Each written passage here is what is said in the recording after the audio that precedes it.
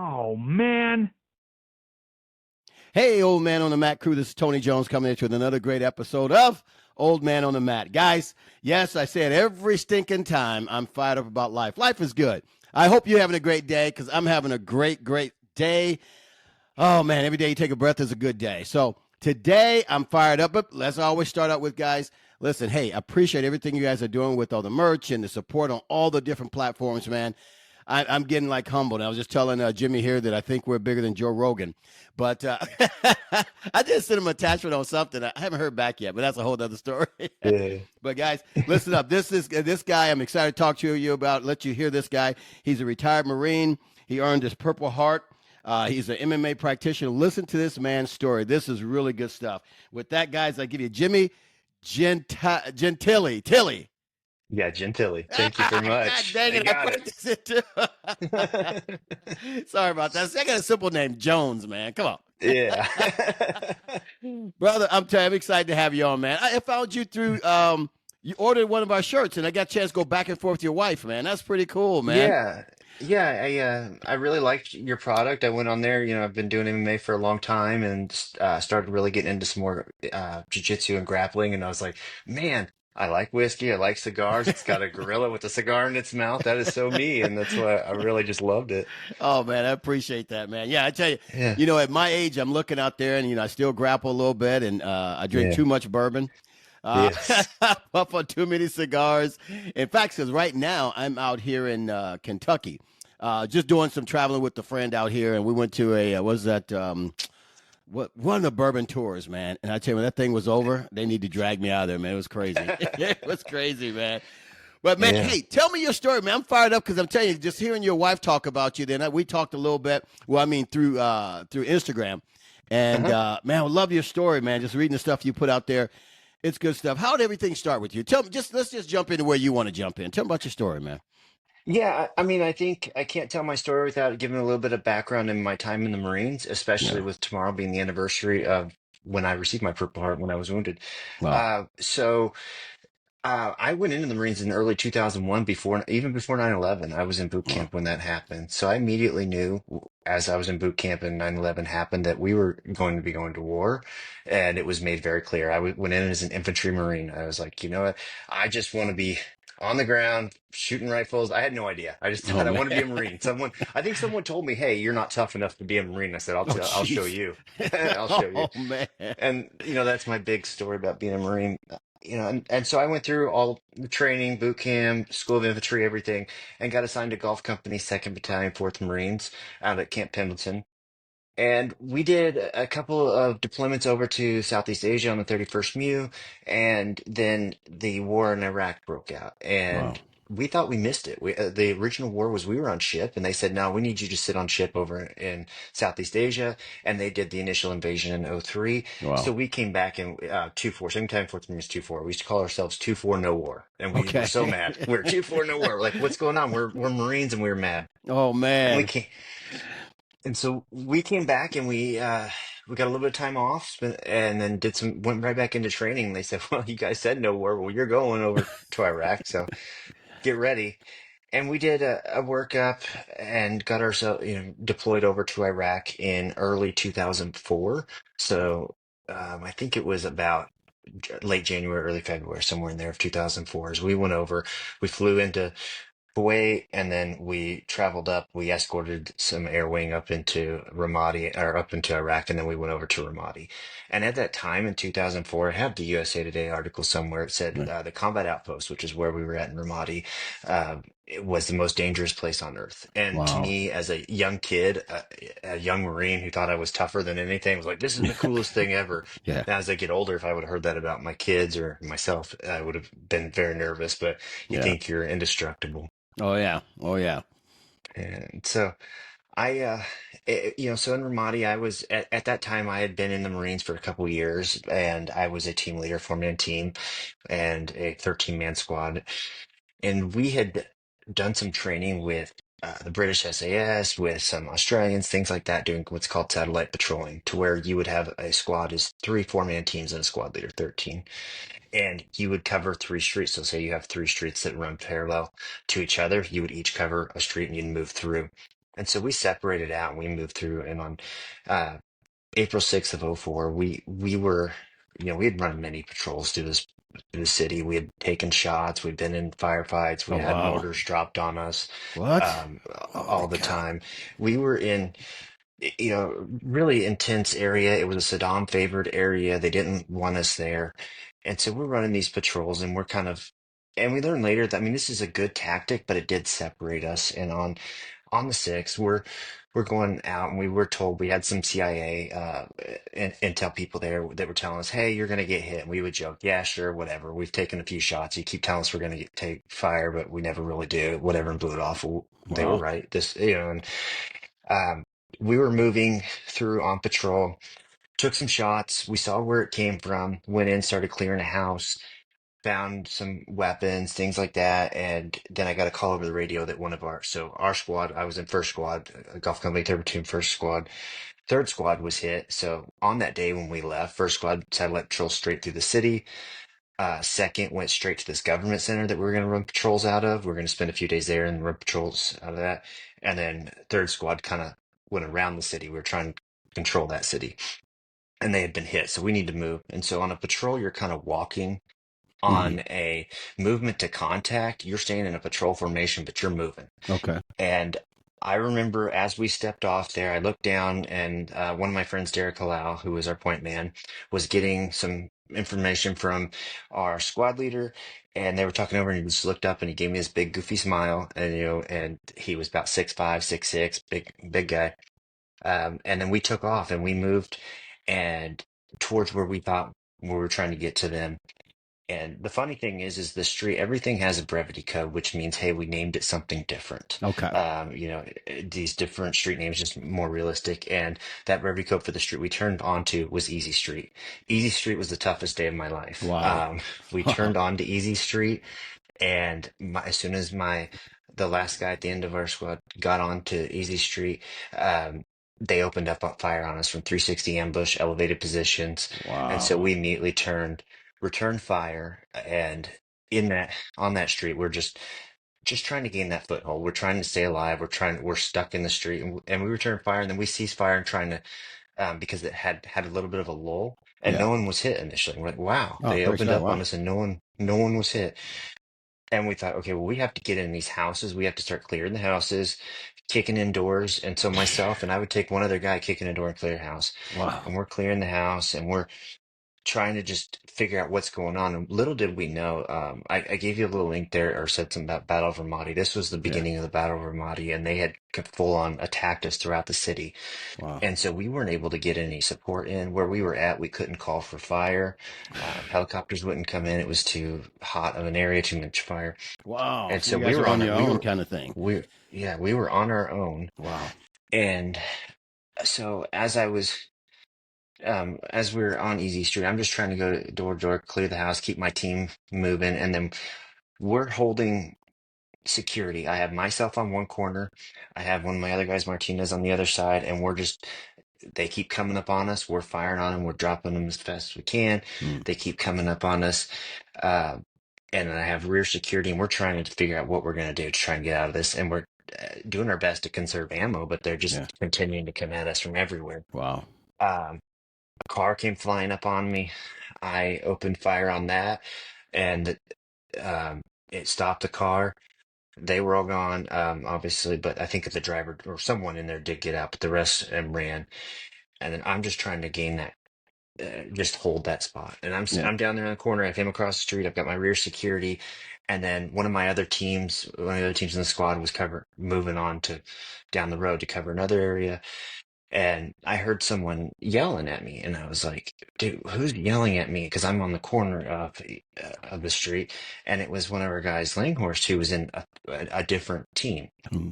And that's what, and I'm realizing that he got separated when we were clearing houses and Oh all the wow. chaos. And so he's yelling, he trying to connect to me.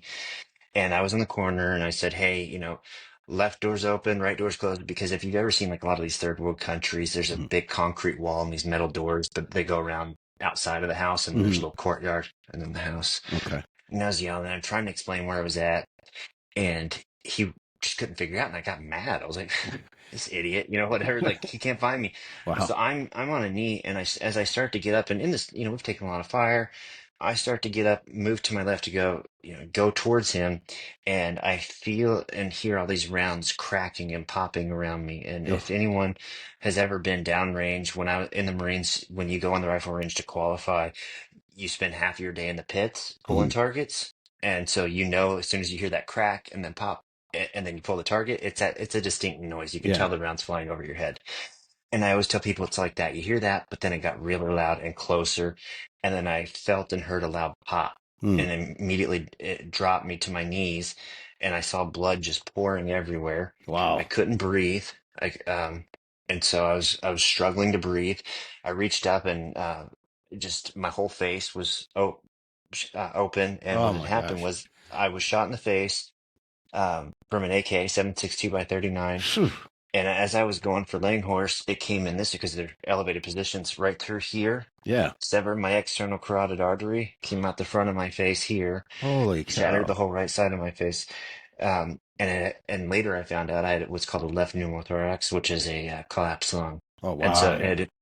it had collapsed my lung from the impact. So I was trying to catch my breath, and you ever had your wind knocked out of you? I'm like, why Yeah. can't I get my breath? Yeah. Yeah. Um, and so I was struggling to do that, and I was like, "Well, I got to get to Langhorst and I'm trying to get to him. And I'm pouring blood out, and they've opened up fire again, and I can't have people come get me." And as I tried to get to him, the rounds that went for me also they went in, and he was killed. He was shot 5 times Oh my right inside that gosh. door and Wow. killed. Wow. And so I knew that I had to get back to my team. They couldn't get to me because I was pinned down. If they came to me, they would have been wounded as well, could have been killed, whatever. So I laid Martinez back. I looked back, my squad leader, and our platoon sergeant happened to be with our squad that day. He was back there, and a radio operator about two houses down in a doorway and trying to call in support. And I ran back to them, um, and to get back to them, and they said it was just like stumbling. And my platoon sergeant said it's like when your kid is at the park and they get hurt and they're just done. Yeah. They just Yeah. that look they have on their face when they Yeah. come up to you. And I got back to them. We took over a house. As we went in there, we cleared the house, we took it over, and in the front room there, and they pulled out pressure dressings. I had a you carry two in your first aid kit, and then Yeah. we actually carried an extra one in the little pocket on the sleeve.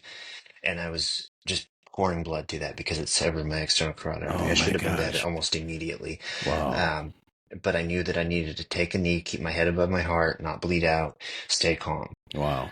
And so as I am doing that, I'm trying to just hold pressure myself. I don't want them to worry about me. We're still taking heavy fire. We're pinned down. We're they're I mean, they're constantly coming and trying to get us at the door.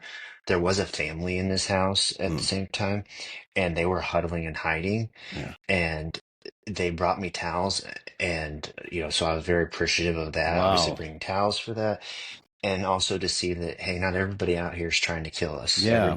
There are good people here, and they're just wanting to survive themselves. And so I had towels. I kept pressure on on there, took a knee, just trying to make sure I stay alive. And as I'm sitting there, and we're fighting, but they're still fighting. I'm mostly holding pressure in this house. And like, don't worry about me. We got to stay alive. We had these little headset radios, PRRs. They were inter squad radios. And I heard over that Derek Clow, who I talked about earlier, our Yeah. point man, gave me that big goofy smile. I heard that he was wounded, Mm. and they said he was Wow. shot in the leg. And so and because one of our other teams he was with um, had been cut off from us, and my Yeah. best friend Joe Hayes, who I'd been friends with my entire time in the Marines, still very close friends with him today. Yeah. He was the team leader on that team, calling it over, and they were going to get him off the street. And then I heard seconds later, I heard he's KIA, killed Ah. in action. Wow. And what had happened was they were carrying him off the street, and he took a shot to the head. And Oh. as they were carrying him, and so he was killed. Wow. My best One of my good friends, Pete Flom, who was best friends with Derek, and they had been through everything together. He just looked down, and I said, "You got to snap out of it. We got to get out of here." Wow. So he snapped out of it at the moment. But we're trying to figure out how do we get together. I'm shot. I'm dying. I'm pouring blood out. We've lost two guys already. Um, we're trying just to get some support here, get some help. Well, In that time period, I didn't see this witnesses because they were separated from us, but they also had a grenade thrown in at them, oh my Joe Hayes in that gosh. group, and Joe and one of my guys, Ortiz, they jumped down and they huddled together. And Joe threw his arm over Ortiz's neck, and that's where Joe took shrapnel. So if his arm wasn't there, it would have gone through his neck, Oh my gosh. and took it in the arm. And then Ortiz took it in his arm. And so they're still with us today. Oh, They praise have God. obviously lasting injuries, Wow. but they were blown up pretty bad. Um, and eventually we were pinned down. I've read the after action report we've got together. We got together last year because it was the 20-year anniversary. And I read through it and it was about an hour. It felt like way more, but it Yeah. was an hour and me bleeding out like that. We were pinned down. Holy cow. Wow. And then just trying to call for support, trying to call for support, trying to and get some help, figure out what we're gonna do. And then I can hear a 50 caliber machine gun, big heavy machine gun, and a Mark 19, which is a machine gun that shoots 40 millimeter grenades. Oh And man. I could hear, "Doo." And I was like, oh, that's friendlies, awesome, That's really, you need the finally, sound. yeah. And I was Wow. like, all right, they're coming in. They drive in. It was our weapons company that were mechanized, so they were on Humvees. And they looked over at me and they said, "Can you walk?" And I said, "Yeah, sure, I can walk." And I'm hurting by now. My jaw's shattered, everything's shattered. Yeah. I could stick my hand in my face. This hole was the exit Holy wound. It was, cow. it was. I was in rough shape, and I started to get out, and we went out the door, started to walk, and enemy opened up on us again. And so we dropped down. They turned that 50 cal Mark 19 and just destroy whatever building was over that way. And they looked back at me and said, "Can you run?" I'm like, "Yeah, I can run." Oh man. After all that, hell yeah. Yeah. And so Wow. I run out there and they put me in the back of this Humvee, and I remember telling my squad leader and platoon sergeant I was sorry. I said, "I'm sorry that I'm leaving you guys. Wow. You guys are staying in the fight and I have to leave there because I have to medevac." Yeah. And I know that they always told me, they said, "If you did die, I would have brought you back from death just to kill you again from saying that." But Oh man. um, Man. I got whenever you go on a patrol, you have a predefined casualty collection point. You have a couple of them. You have a lot of things in your patrol order. Yeah. They took us to this predefined casualty collection point where we met up with Joe Hayes, Ortiz, Derek Lau's body. We had Lane Horst, we had other wounded from third squad that initially that we were going to go help. And I pull up there, and Joe and I had known each other for multiple years, been through a lot of training together, lived in the barracks. We were roommates together. I mean, knew each other really well. Yeah. And he looked over and he didn't recognize me. And I thought, Oh oh, wow. wow, this is bad. Yeah. And then he did, and he makes a joke. My dad's from Sicily, and I've got a big Sicilian nose. He goes, "I knew it was Jimmy because of that big Sicilian nose." And I was like, "Thank you, appreciate it." There you go. And so he came over there, and then he asked if he could go, because he was getting medevaced, and then if he could go with me. And initially they said yes, and they're like, "Wait, get out." And what happened was because I was in, I don't remember if it's 50 cal Mark 19, but with the machine gun, they needed that to stay.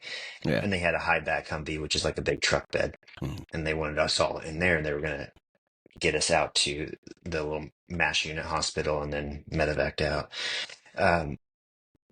So I got out, I walked over there, and had everybody in the back of the Humvee. Joe jumped in the passenger seat, and there was nowhere for me to go. And Derek's body was laying there, and Mm. they told me, they said, "He's dead. He can't feel it.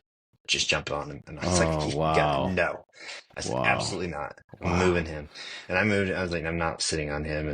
And but I did get in there, and then Yeah. they drove through. They jumped curbs, and I remember getting mad. I'm like, "Man, my jaw's really starting. Adrenaline's wearing off. I'm Yeah. starting to hurt." Yeah.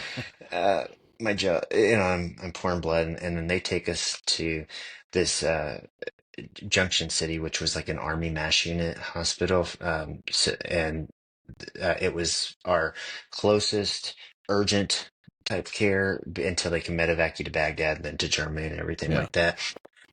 And when they took us to the gate, they searched that Humvee. They were doing like checking stuff. And I'm like, "We're dying. Yeah. Let us through."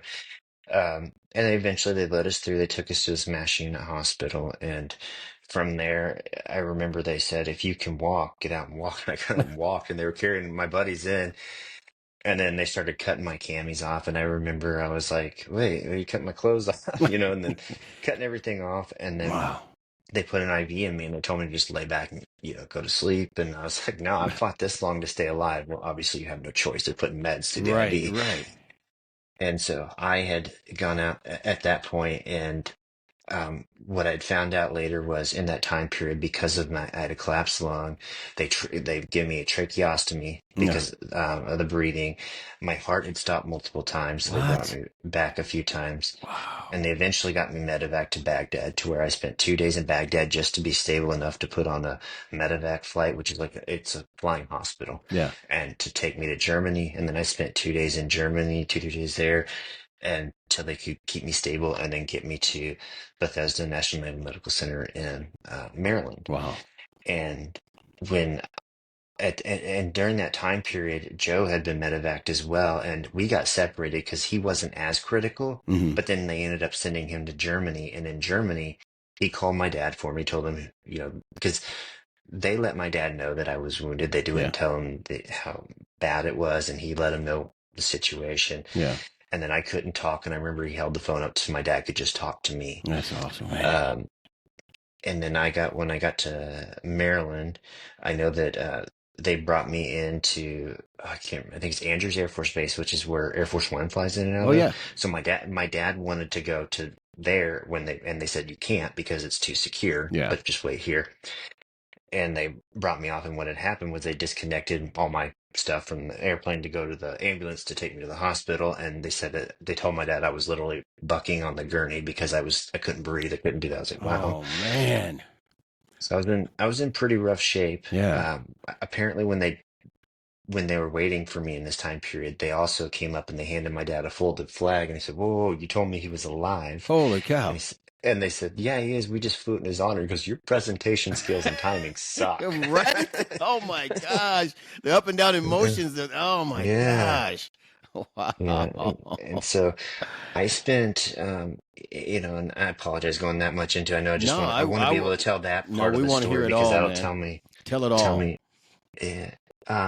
But I spent a month and a half at Bethesda in ICU, Yeah. and until they decided I was stable enough. I was out of Camp Pendleton, and they wanted to get me back out there and then go to the Naval Medical Center in San Diego at Balboa, Okay. and get some treatment there. But I was on, in ICU for a long time, and then they finally thought I was stable enough. One of the things they did find out in that time period was because of the injury on this side, I'm blind in my right eye now, Oh wow. um, because everything was shattered, and my orbital socket was shattered. My eye fell, which stretched the optic nerve, which sent the signal to your brain. That Yeah. caused me to go blind in my right eye. Wow. So I lost vision in my right eye. I lost the whole right side of my face. I mean, my mandible was shattered in multiple places. My maxilla, which is the upper part of your jaw, is gone. Oh, Uh, wow.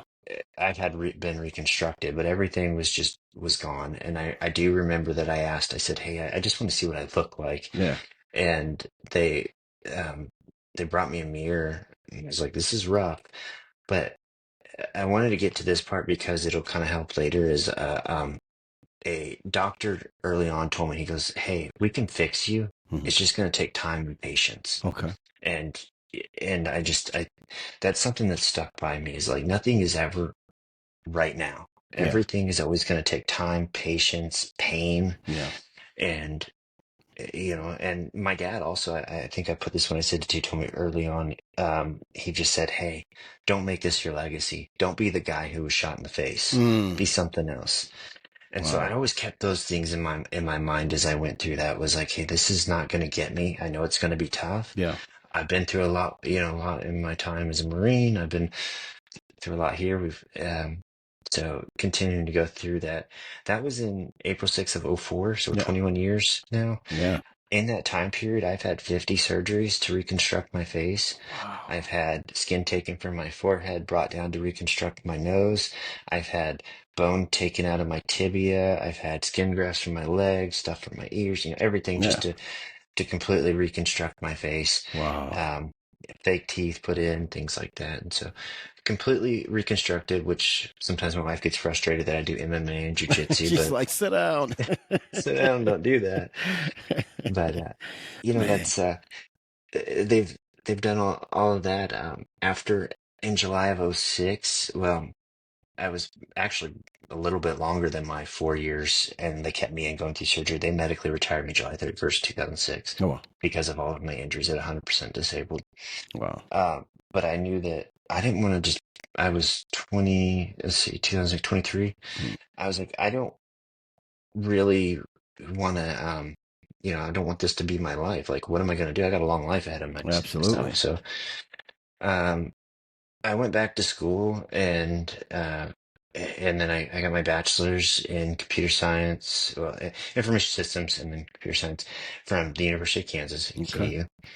And then I got into software engineering, and it was like, I tell people, I'm like, I don't know, that bullet must have rattled something loose because I have no idea what got me into it other than I took a programming class and I really enjoyed it. Okay. And and I stuck with that, and I worked at a healthcare IT company here in Kansas City called Cerner for 8 years. Wow. And while I was there, I went back and did my master's in software engineering. So I have my master's from KU in software engineering as well. And I always take that, hey, don't make this your legacy. And it was really important to me. Is like when that got tough, I was like, I always think back of those times. Like, I mean, I could not be here. Yeah. And Yeah. so continue to push myself. And I did that. And I did leave that company. I work at JB Hunt. I'm director of application development. We do all our transportation management Oh, software. And wow. I really enjoy that side of things. I moved up through the software engineering ranks up in to a leadership position, and kind of goes back to my time in the Marines. Yeah. Um, and so a little bit of my backstory. I got into MMA because obviously being a Marine, I was always physical as a kid. I wrestled. Yeah. I'm the younger brother, so I So was you had always to the one fight that for your was had life to, at yeah, home. had to fight. Yeah.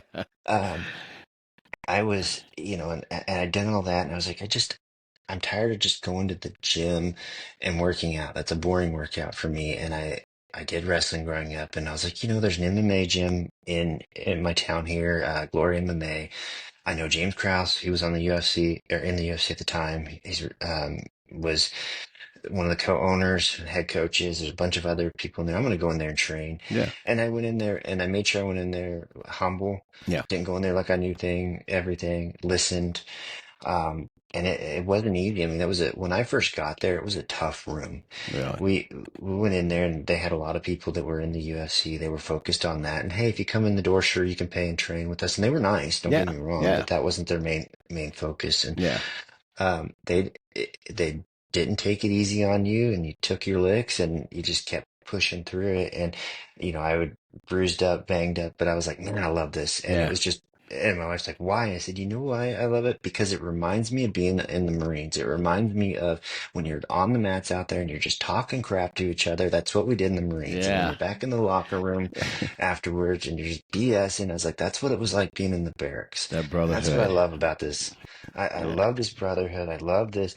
And, they're going to be tough on you and push you to your limits, Yeah. but they're also going to take care of you. And it kind of brought that whole full circle. It was like being back in the Marines and that part of it, and being in some kind of combat sport, like being in combat with them. And, I really enjoyed it. Yeah. Obviously, I'm getting older. I'm not going to do MMA fights. I've done some kickboxing things like that, just with headgear, nothing crazy. Yeah. And I just thought, I've wrestled, I did MMA, I didn't do just jiu-jitsu, but man, my ground game is not that great. I can Mm-hmm. defend a takedown. I know a couple submissions. I can, take people down. And so I thought, I'm going to start going in on, there's a Saturday 9 a.m. practice. So I'm going Yeah. to start doing the Saturday 9 a.m. practice, and then I'm going to go to the open mat after, and I'm just going to go every Saturday. Then I started going, okay, well, I'm going to go to the no-gi Tuesdays as well as the MMA, and then the no-gi on Wednesday. Yeah. And then, I was like, and I've just, It's addictive. I think it is very Yeah. addictive, and there was a bigger growth there. Not saying it's going to sound like I'm being conceited. My striking No. isn't amazing. I know I've got a lot of growth there, but that was my strong suit, Yeah. whereas grappling wasn't. And so I was seeing bigger growth Yeah. as you continue to push through it. Oh yeah. And so that was the addicting part of it, and then just being around all those guys, and then competing, and then I was like, oh, pushing ourselves to compete, and there's a group of us old guys that just went and did a tournament. There's a couple of us over 40 that were like, you know what, we're going to go to AGF, Yeah. and I entered that tournament, and I won that for Yeah. my bracket, and I just I love it. It's for me. sure, I love to have a drink. I love to have my cigars, Yeah. all that, Yeah. but I don't want to be like the guys that I know that were in the Marines that drink so much or Mm-hmm. do, have turned to all those other vices. And Yeah. this has helped me mentally with that part too. And so that's That's why I went awesome. so into detail of telling my backstory of that is Yeah. to say that this is what really drives me here is the brotherhood, but also it helps me mentally. It is, I tell all kinds of veterans, I'm like, Oh, yeah. man, you really should get in there. And I do meet a lot of veterans in there. So just stick with it. Yeah. It's tough and I'll help you out. And everybody's here is going to be nice as long as you come in and you're humble Yeah. and you don't act like you're better than everybody. And you just, they're going to work with you and Absolutely. you're going to have tough days and you're, you're going to get, you're going to sometimes, what is that? You're going to be the hammer, you're going to be the nail. So Yeah. a lot of times you're going Sometimes, to be the yeah. nail. I can't wait to be the And hammer. One of those days will come. yeah, yeah. I'm still the nail. Right. And I absolutely, I love it. I mean, I was there today. Nice. I'm always in there and really good friends in there. And it's just, keeps me in shape, which is nice. Yeah. Oh, yeah. That's the best thing for me is just staying in shape. Yeah. But listening to your story, man, a lot of the stuff, I Mhm. hear it out there, and I don't think people understand how important, martial arts is to guys. That we still can be men in there, and it takes that edge off of us, so we're not losing our crap over it for whatever Yeah. other reason. You know what I mean? And that friendship, that Mhm. camaraderie, man, you hit it right on the head, man. It's a brotherhood in there, man, big time. It is, and I agree, even with work, even though I'm, software development, you think, oh, well, that's whatever, that's easy. You're behind a computer. It's so frustrating, and Yeah. so Yeah. you don't want to flip out on someone over that, Yeah. or it's Exactly. just, it helps me get some of that aggression out, Yeah. and just go there and take my mind off of everything. Even, my kids, not, I mean, love them, love Oh all yeah. that, but just not even focusing on them. It's all about me. Be Yeah. selfish right now. Let's go out here. But a lot of times when you're married with children, or even in life, I'm not going to say how I'm going to say this because I've been studying all these different books. I'm in these different book clubs and doing all Hmm. these reading all these different books that I used to read before. Um, when it comes to men, we don't get a chance to be selfish anymore. You know what I mean? We Mm, can't just think about yeah. ourselves. We have work, we have wives, we have kids, we have other people. We're not allowed to, be that, have that what do you say women say pampering time or whatever it is. Oh yeah, yeah. We don't get to pamper ourselves. No, and my girls do. Oh boy, do they. Oh yeah, man. But sometimes I think this is a new thing. This I won't say new, but you see more of this where men are getting out of the norm every day and getting that group together, going and do something together. Maybe go Yeah. shooting in the woods, go hunting, go camping, or whatever. And I think that's so important, And martial arts is that place, just like you're saying. That's that for me too. Hmm. Going and get beat up by guys. I don't think people really understand that. Getting beat up is like, They don't. ah, Yeah, it's funny. My buddy Tuna and I, he's a big Samoan. His name's really long, so we just call him Tuna. okay. Um, I'm like, we talk about that. We're like, people just look at us always so weird. Like, you go do what for fun? Yeah, And right. it's like, it is. It's fun. It's a challenge. I like the part of it, you just get a little bit better each time, Oh, absolutely. Yeah. or you figure something out that you've struggled with. Yeah. Just something small. It's that And big chess match. That's what I've yeah. been in martial arts. I don't know if you got a chance to listen to the first episode where I introduced myself in our first episode. I did all these martial arts when I was 8 years old, but you're always learning something in different arts. You go into Brazilian Yeah. Jiu-Jitsu. What I'm doing now is like you're just saying. You learn something new and you figure that piece of the puzzle that helps your game out a Mhm. little bit more. You feel great about it, man. It's like you had a win Yeah. for the day, man. Yeah. Feels great. Oh, absolutely, man. So, how long have you been doing Brazilian Jiu Jitsu? You've been I think you said about a year now.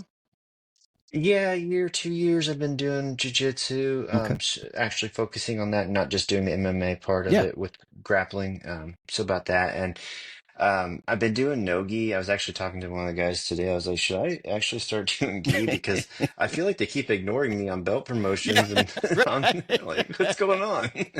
You don't have a gi, so you haven't put a belt on. So Yeah, there's that. yeah. But then they call me a sandbagger whenever I go to these tournaments and enter into white I belt. And I'm know. like, well, I'm not going to promote myself. Exactly, exactly, man. I'm like you. I love you like no gi, but you want to go. I do not like no gi whatsoever. I don't know what it is, man. I just like putting on the gi and feel like there's, something, man. Yeah. I don't know, man. But it can hide my fat too, I think. Yeah. Yeah. That is good. Yeah. It's like I said, I'm out doing some traveling now. I'm out in Kentucky, and there's like several gyms close by. But I'm originally in Illinois. So Okay. now I'm in Kentucky, and there's a couple gyms really right down the road. I've just walked by them a little bit, drove by them. Like, I really want to get on that mat. I really want to get on that Yeah. mat. They'll probably let you come in there. I know some guys that they'll go to Vegas for some convention, whatever, Yeah. and they'll go over to forget the gyms that are out there, but you can pay for a day pass Oh, and yeah. go do it. And they say they have no problem beating you up for a day. Exactly. You're that new guy. It's fresh meat, man. Yeah. Yeah. But man, listening to your story, man, I mean, that teamwork, that camaraderie.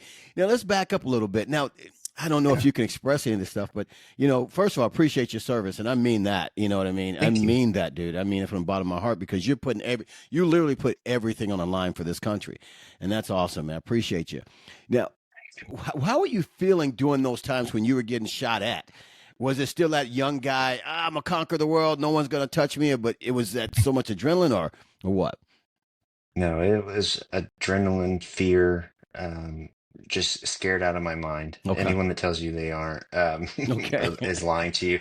It's if you ever go into any kind of fight, if you go even into a grappling tournament, just Yeah. that anxiety that I mean, obviously at a higher level, heightened level, but you know that hey, I can act tough, but I know deep down I'm scared. Yeah. One of the things that we would always do is, so we were at the combat outpost in Ramadi, and it's this just tiny little base right in the city, right in the center. And we would get our patrol order, and we'd go through. We had a map room, and we'd go through all of that, and then we would check your weapons, and before you would step off. And one of the things we would always do is we would bring it in, and we would pray, and then just tell everybody, hey, we'll make it. Obviously we didn't all make it back, but we'll do our best to get everybody Yeah. back here. And that's when I think at that point is when it really sinks in. Every time you step over that line and you Mm. go out into that city, you know that they're trying to kill you. Yeah. You know that you may not come back. You know that it's very serious. And every time you continue to take more rounds down, rounds coming at you, you seeing your friends wounded, killed, it gets scarier and scarier, and you just got to fight through it, and you got to keep pushing forward because you can't stop. If you quit, then you're putting someone else in danger. Wow. And so, Wow. um, That team yeah, spirit, I man. would, Wow. yeah, and I would say it was definitely terrifying. If I think back on it, sure, there were times early on where you thought, hey, I'm so tough, but as soon as you take that first round at you, Yeah. Yeah. no It's way, a you're wake like, up call. yeah, whew, okay, this I'm is done. real. Yeah. Yeah. Wow. Uh, Man. it's scary. We lost 34 Marines and one Navy Corpsman, 35 guys in that deployment, and Holy so cow. it was rough. It was one of the highest casualty rates of any unit, Yeah. and they said it was the biggest fight since Way City in Vietnam. By the time we got to that, and so um, Holy I don't cow, know that those are man. records that I wanted to break. Yeah, you don't want to be a part of that record, but it was. Yeah, it Holy was, cow, man. and it was something that we live with, and it's. Uh, we try and get together. I know that on Memorial Day, one of the things we always do is we try and go to the city where one of our guys is buried, and Yeah. we get together, we hang out, act like fools, Yeah. and then we go over to that grave. And we've tried to do that every year, Oh, man. and just kind of stay there for each other because guys have had some tough times dealing with it. I like to say that I don't know how. I was blessed to be able to handle it better than others because and maybe it is, and I think a lot of it is the jiu-jitsu part of it and MMA part of it and all of that is, I always get asked is why, how do you handle it so well? I was like, I came so close to dying. I'm Mm. fighting and doing everything I can. Yeah. I want to live, I Yeah, want to, right, right. and so, I try and always talk to guys about that too. And so it's good for us to get together every year Yeah. on over Memorial Day, tomorrow being the anniversary of all of that. I'm sure I'll FaceTime all those guys Yeah. and talk to them, and it'll be a good time. Wow, man. It was just the brotherhood with that, man. Just listen to you Hmm. earlier saying that, you're wounded and you're telling your guys, I'm sorry, I gotta leave. Hmm. That's a brotherhood there, man. That is really a Yeah. brotherhood. Holy cow, man. Now, Yeah. did you ever go through therapy at all or anything like that? With the PTSD or anything like that, or was it all just, hey, you're in the MMA and help you burn some of that stuff off? I had to do a little bit. I have severe anxiety, Mhm. um, and to a point where I thought I was having a heart attack at one point, and it ended up being a panic attack. And so, Well, because of that, my doctor made me go see um, do some therapy and all of that. But I haven't done a whole lot. I just like I like talking to you. I like yeah, talking to my fellow, guys that are in either some kind of combat sport, some yeah, guy or Marines. I don't like talking to a therapist, yeah. I and get it. so I I'll get do it it. if I'll do it if I have to. Yeah, But this helps me, and so I mean yeah. I've done a little bit when I was forced to, but I don't really just because of that stuff, not because of any other issues, just that Yeah. anxiety. Yeah. Yeah, man, I get it, man. But you never know who you step on the mat with, man. You really don't. Because Yeah, when I saw saw your video you sent when you had our shirt on, I was like, oh man, that's pretty yeah, awesome. And then your wife had said something. Because she was ordering something, and I was like, hey man, that was yeah, awesome. Whatever, thanks, whatever. And then she was like, you yeah. should hear my husband's story. And I'm like, I want to hear his story. Because you never know who you step on the mat with, man. Because at our gym in Illinois, there's police officers, military guys, there's women, men, there's everybody. You never know that Yeah. backstory, man. That's pretty awesome. Now, does your wife train with you too, or she's like, "That's your thing, get out of the house"? No, that's your thing. Get out of the house. Yes. Oh man, but that's so cool, man. That is cool. Now, what's your next step now? Because what belt level are you out there? Just white belt right now. Listen to you, just white belt, dude. I don't know what anybody. I don't care what anybody. That's the roughest belt I think, man. I'm telling you, because you're Yeah. always the nail, man. Holy cow. You are. I've been, and like I said, I've been sitting there, and I do think sometimes it's a little bit of, I don't know if it's sandbagging because I'm not going to promote myself, but I Yeah, was doing because I wasn't doing just jujitsu and I don't do gi. yeah, Um, and so, but in the tournaments, I'd always tell them I'll go up a belt or whatever. I yeah, don't care. yeah, yeah. So, And they're like, no, stay right there. yeah, stay. Or they'll move me up if there's not enough in that weight class and at that, Yeah, yeah, the bracket. that's awesome, man. Man, Yeah. so listen, now, does your wife understand, the mindset that you need, all the things you're going through that you need the Brazilian Jiu Jitsu, you need that outside? Does. She always tells me that there's a different smile that I have when I'm around my Marine brothers or I'm doing something MMA or Jiu-Jitsu Yeah, related. Like whenever I'll corner some of the guys at the local fights, and she does that smile just being a part of that. Or when I'm doing the tournament, she said, "Your smile is different. I can't explain it, but it's different, and I can tell yeah. that you need that." Yeah, that's cool. And a Yeah. little bit ago, you Yeah. said, how you get with your buddies, you guys, get stupid, Mhm. and and I think Mhm. guys have a different way of showing our love for each other. We literally Mhm. talk shit to each other all day long, Oh yeah. but Oh this is yeah. different. Again, for friends, I've told her, I was like, listen, you girls won't understand what we do, man. We get there and we treat each other like crap, talk down each other, but we love each other, you know. Yeah, exactly. Oh yeah. Get your face put in the mat and they're talking smack to you. Oh yeah. All the time. All the Yeah. time. Oh man, I got a buddy Vic. I've been out here for almost a month, but my buddy Vic, he's the mat enforcer. I've seen him just run through some guys, and I'm always talking smack to him, like, I'm taking you out today, and he's like, come on, old man, let's see what you got. And I'm dumped on my face. Yeah, exactly. Yeah, I was Tuna was a wrestler in college, and so I always tell him that I'm gonna get by the end of this year I'm getting a takedown on you, and I've been trying. I haven't got it that's yet. what that's what you give him in the parking lot, point over there, or something like Yeah, yeah, that. Grab him. yeah. Oh man, now are you into shooting at all? Are you in guns? You still? Oh yeah. I shoot all the time. My wife and I have a membership to the local range here, and I shoot rifle and pistol. Nice, man. Yeah. I did have to learn to shoot left-handed because I went blind in my right eye, and So you so switch over, yeah. switched over. Yeah, and that was difficult, but I just stuck to fundamentals and feel like I shoot fairly well. That's pretty cool, man. It's cool you got your wife doing it Yeah, with you, man. That's something that you guys should do yeah, together, man. That's yeah. She loves to shoot, yeah. which sometimes I'm like, hey, that's cool. Sometimes I just want to go by myself. Yeah. Let me go shoot. What you doing? She got a pink bag and everything, Uh, pink guns. Oh yeah. I was able Oh to. yeah, and then she loads them so slow, and I'm Oh, just that's the load the worst. bags. Yes, Come on, give me your just here, magazine. give Let's me go. that. Right. Yeah, give me that. Let me load your mag for you. I And know, then you right? start loading. I'm the same. I get people, and I'm always trying to help them with shooting. I love guns. I love that side. So I have some Yeah. females that I try to help, and have them Mhm. pick their own guns out, and it's always either purple or pink. And I'm like, no, get a black gun. You're Yeah. trying to conceal this thing. You can't put Yeah. beads on it or nothing. Yeah. She's got trying to think what the 43 or 40. It's a 9 mil single stack, so it's smaller. A 43X. And yeah, that might be right. Okay. And it's Tiffany blue. And I Oh, was like, okay, okay, whatever okay, you want. whatever you want. Drop a bad guy and look cute doing it. Pew. Yeah. Yeah. I'm always like, these things supposed to be concealed. What are you doing? I know. Oh, I know. Oh man, that is awesome, brother. So what's your favorite bourbon, brother? Um, Don't say just I yes. got yes. That's me. No, I was trying to think. I mean, it's all over the place. I That's would right. probably say anything from Heaven Hill is always really good. Ah, But yeah. I've been drinking this. It's hard to get a hold of it. Old Kirk, which is it's from Willet Distillery but they were bottling their own stuff. So it's supposedly the same stuff that's in the purple top, Yeah. but it's a lot cheaper. Yeah. And I've been able to find a couple bottles of that, and it's really good. And I just got a bottle, and then my buddy has one that I'm gonna go over and hang out with him tomorrow Yeah. and watch some baseball and Yeah. have cigars and drink some of that. Yeah. That's awesome, man. That's good stuff, Yeah, man.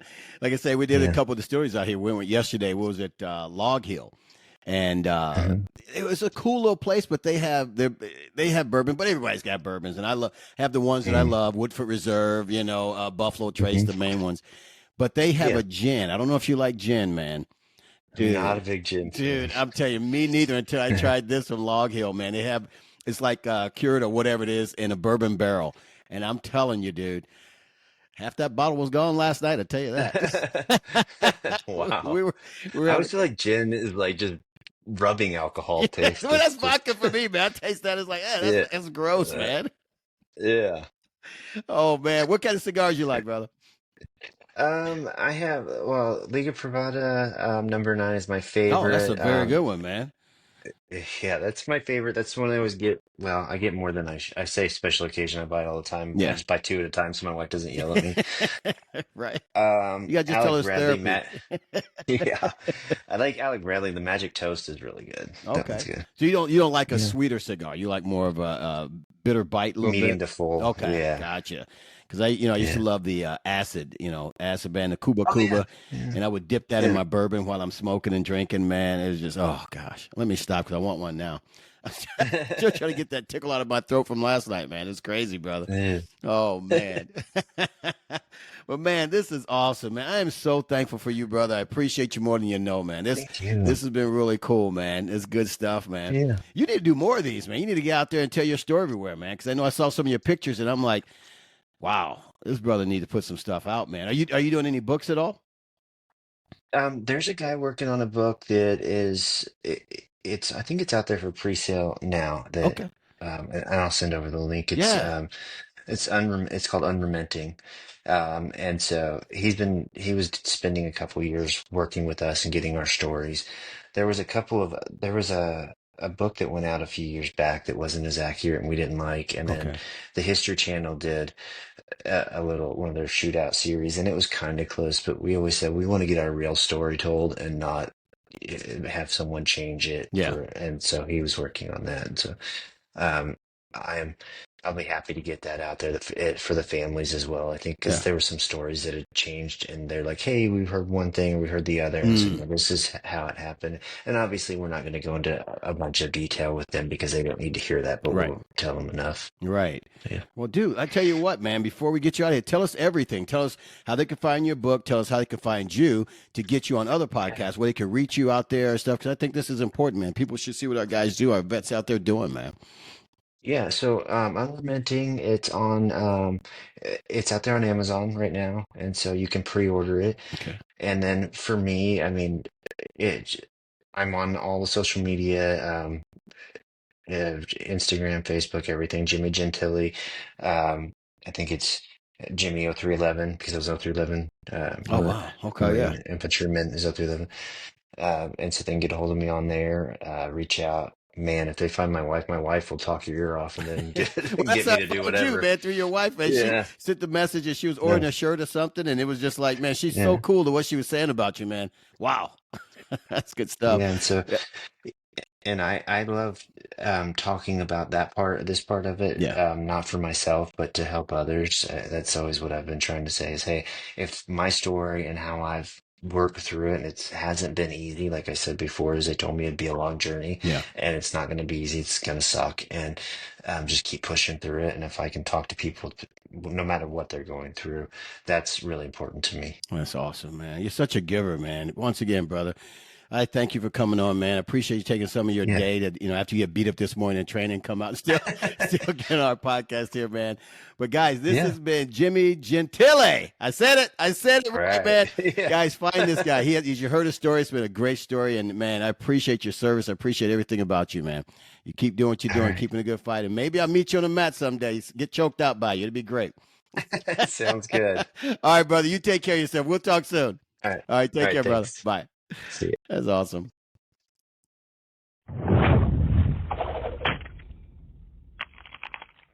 Oh, man.